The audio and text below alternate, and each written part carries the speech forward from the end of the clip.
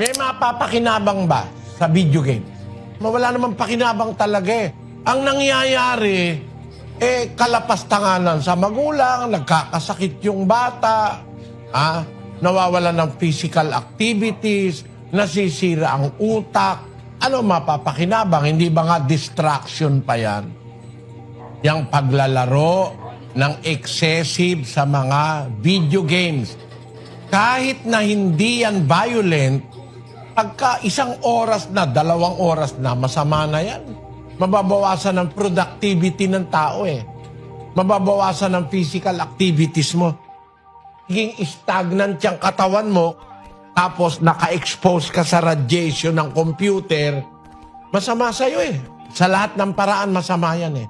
Walang mapapakinabang dyan. Gagastusin mo yung oras mo. Huwag kayong gumastos ng maraming oras dyan. Mali yan. Wala kayong pupuntahang matino. Addiction yan. At yung addiction na yan, maraming sisirain. Sisirain ang iyong katawan, sisirain pa ang iyong kaluluwa at espiritu.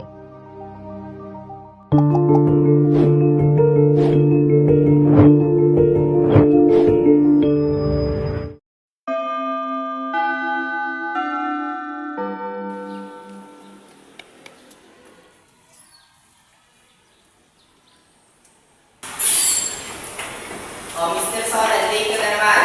Kumuha ka na ng papel mo at magsulat ka.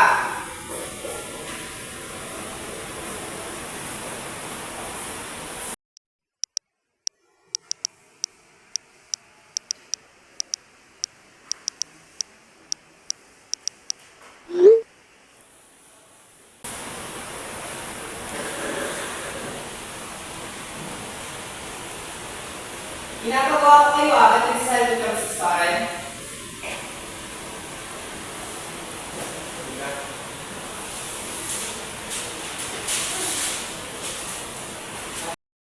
Dito muna kayo. Pumunta lang ako ng bakod yan. Dito uwi ka ako.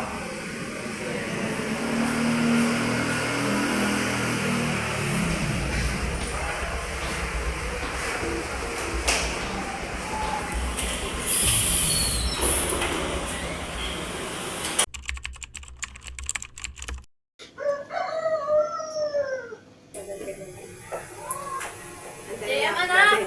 Bili ka nga ng toyo. Ako na naman, Nay. Si Kuya naman may ginagawa ko.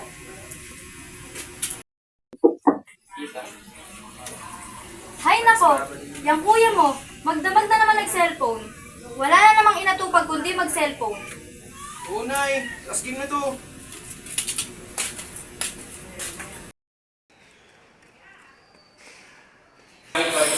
Ang crossover at ang straight line. Mr. Soren, late ka na naman. Pag ilang beses mo nang late yan Sensya na po, sir. Hindi na pumupulit. Upo ka na. Sana naiintindihan niyo yung Mr. Soren kasi may quiz tayo next week. Sige, class dismiss.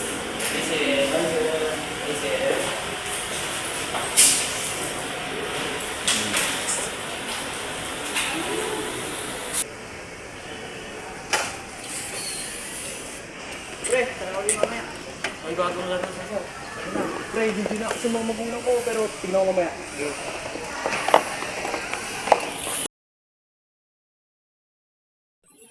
Pre, check natin si Soren. Ilan, pre?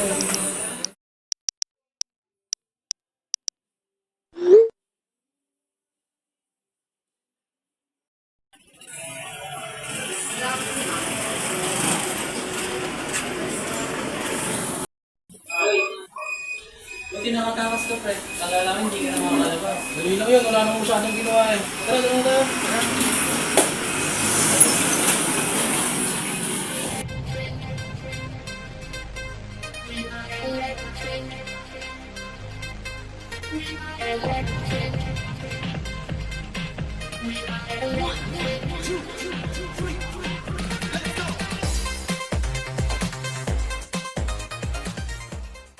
Pre, ano oras na, pre? Ito na, pre.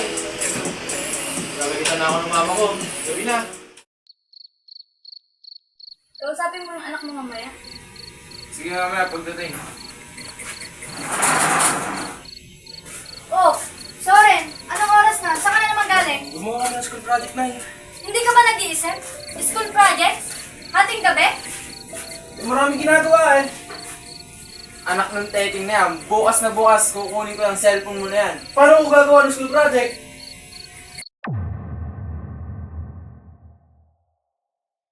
Ano na naman kaya ginagawa ng anak ko? Siguro nagsiselfone na naman yun. Mahal, halika nga silipin natin.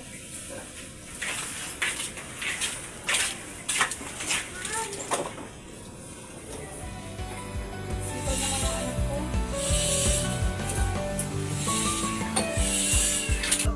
Kung maganda epekto ng pagbuhat ng cellphone ng anak natin. Kaya nga eh. Bago na siya.